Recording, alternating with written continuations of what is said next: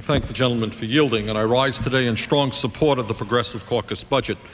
Unlike the Republicans, progressives understand and have developed a budget which addresses the reality that millions of Americans today are working longer hours for lower wages, that this country has by far the most unfair distribution of wealth and income in the industrialized world, and that while the wealthiest people have never had it so good, 20% of our children live in poverty, 44 million Americans lack health insurance, and millions more are unable to afford the prescription drugs they need.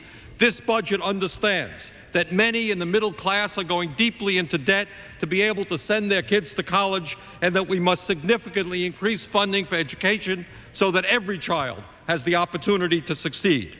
This budget understands that we do not need to give tax breaks to billionaires, spend huge sums of money on wasteful and unneeded weapon systems, or provide multinational corporations with $125 billion a year in corporate welfare.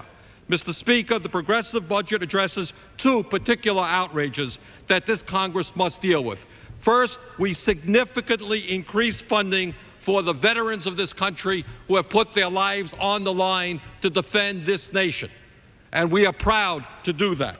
Secondly, this budget in a meaningful way begins to address the horrific Medicare cuts brought about by the so-called Balanced Budget Act of 1997, cuts which have caused terrible reductions in services for the elderly in hospitals, home health care agencies, and nursing homes.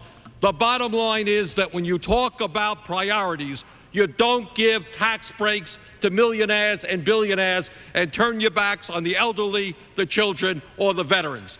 The Progressive Caucus budget is a sensible budget that meets the needs of the middle class and working families of this country and must be passed.